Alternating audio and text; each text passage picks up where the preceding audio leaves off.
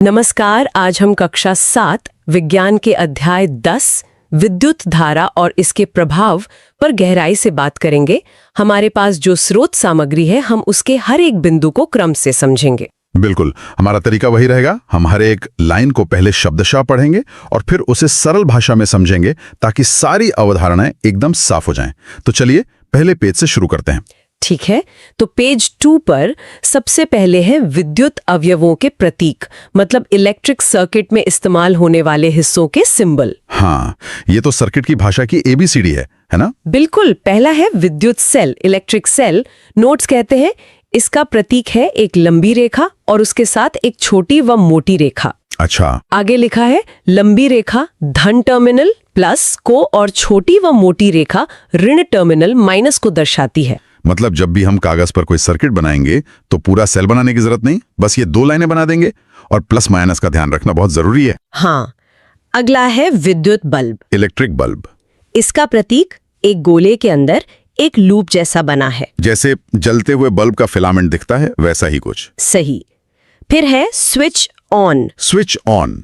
इसका प्रतीक है 2 बिंदुओं को जोड़ने वाली एक सीधी रेखा।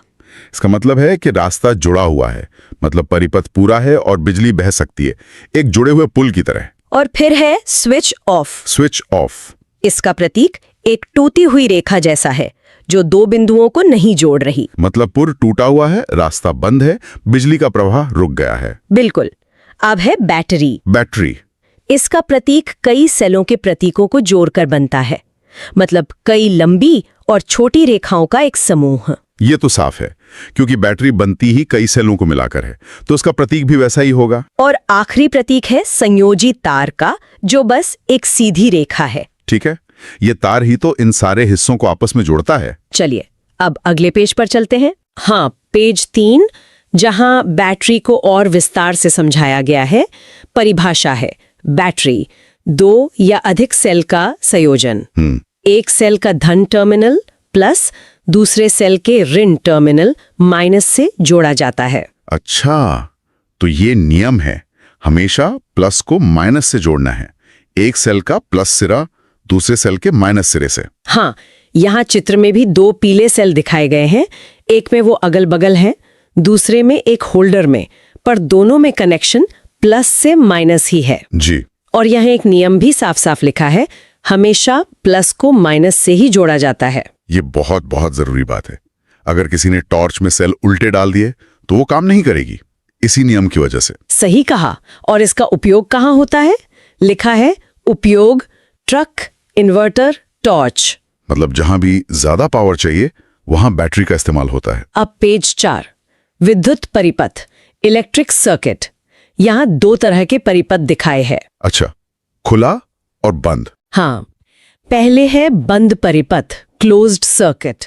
इसके बिंदु है स्विच ऑन है, परिपथ पूरा है, धारा प्रवाहित होती है, बल्ब जलता है।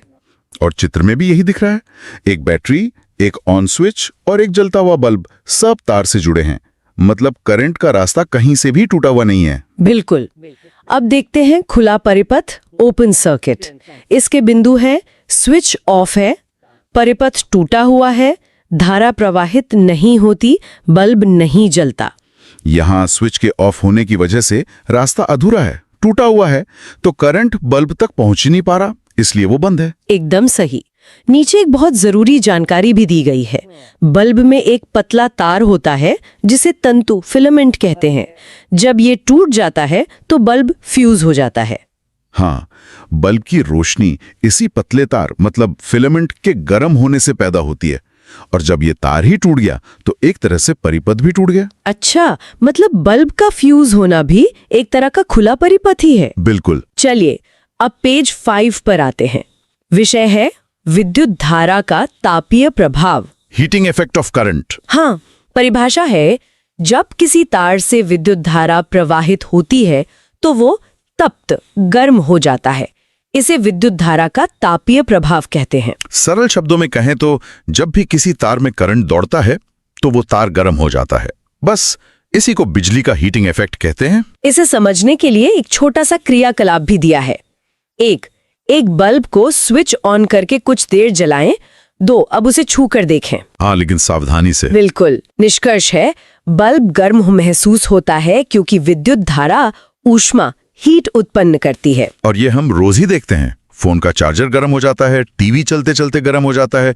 ये सब इसी तापीय प्रभाव के उदाहरण हैं। सही। अब पेज 6, विद्युत तापन अवयव, हीटिंग एलिमेंट।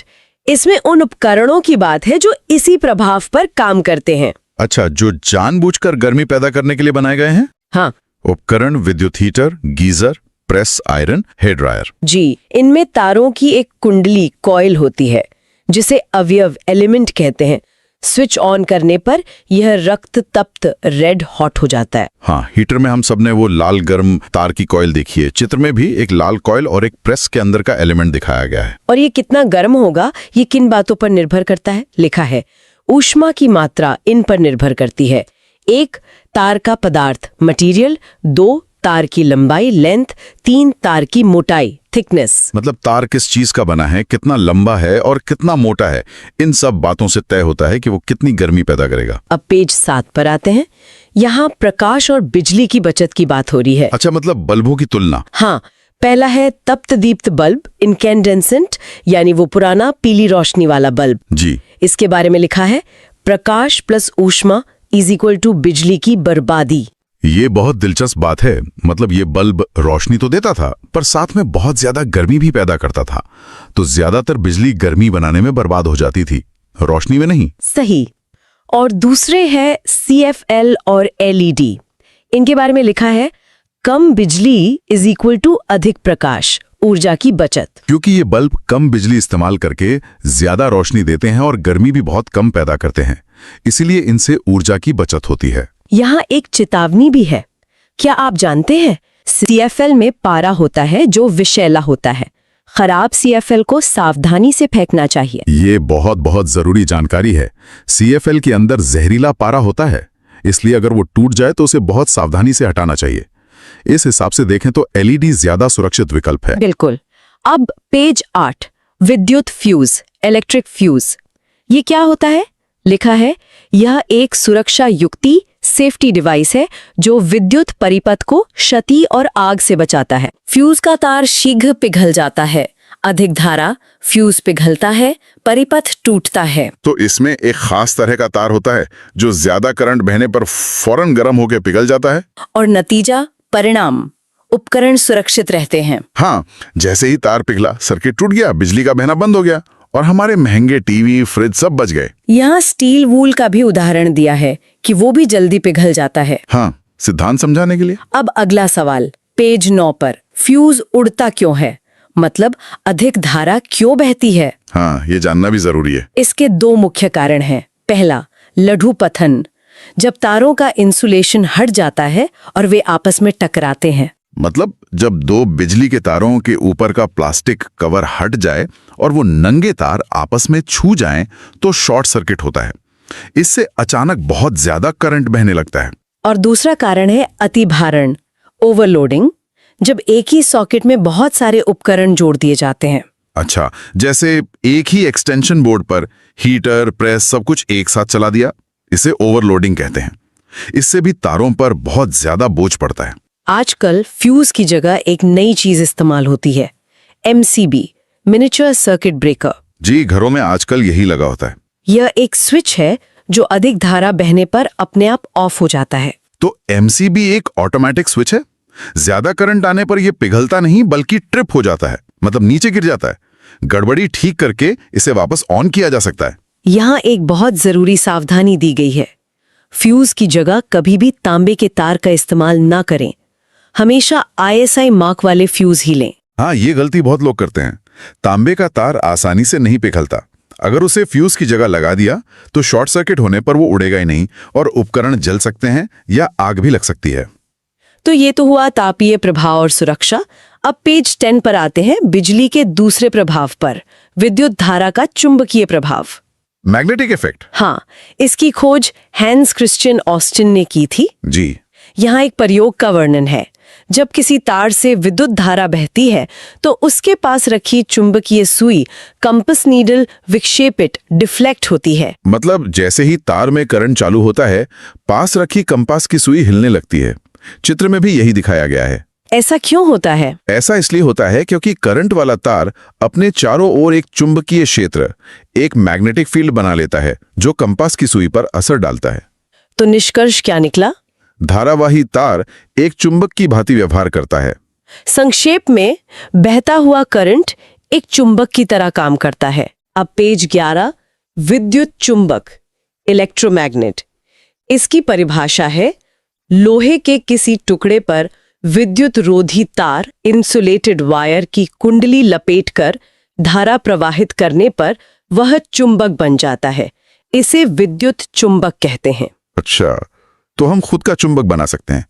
चित्र में कील पर तार लपेटकर उसे बैटरी से जोड़ा गया है। हाँ, और प्रयोग के बिंदु हैं, धारा प्रवाहित करें, कील लोहे के पिनों को आकर्षित करती है, धारा बंद करें, कील का चुंबकत्व समाप्त हो जाता है। इसका सबसे बड़ा फायदा यही है, हम जब चाहें चुंबक बना सकते हैं और जब चाहें उसका असर खत्म कर सकते हैं, सिर्फ एक स्विच से। इसीलिए इसे एक अस्थायी चुंबक कहते हैं। बिल्कुल। अब पेज 12 पर इसके उपयोग देखते हैं।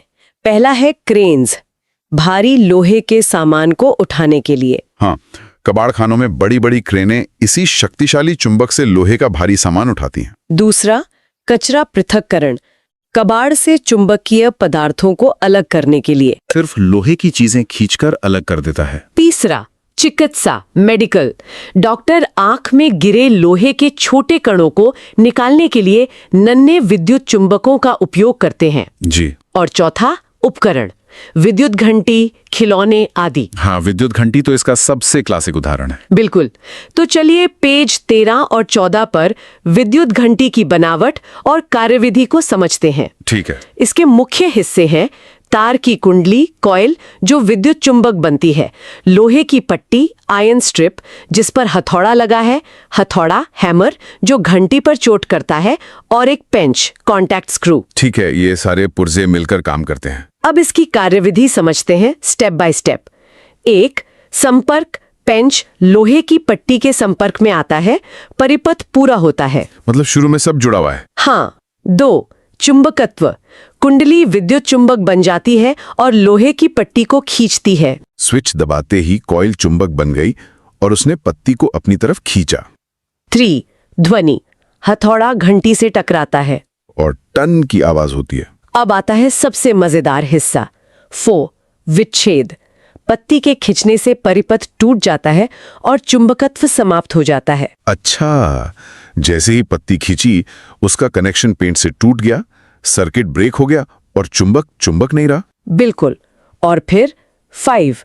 पुनरावृत्ति, पत्ती वापस आती है और प्रक्रिया दोहराई जाती है। चुंबक का असर खत्म होते ही पत्ती वापस अपनी जगह चली गई, पेड़ से फिर छू गई, सर्किट फिर जुड़ गया और पूरी कहानी फिर से शुरू हो गई। और ये सब इतनी तेजी से होता है कि हमें टन टन टन की लगातार आवाज सुनाई देती है। कमाल है। तो ये अपने आप ही सर्किट को तोड़ता और जोड़ता रहता है। सही पकड़ा। अब हम आ गए हैं आखिरी पेज 15 पर। यहां अध्याय का सारांश और महत्वपूर्ण शब्द दिए गए हैं। ठीक है।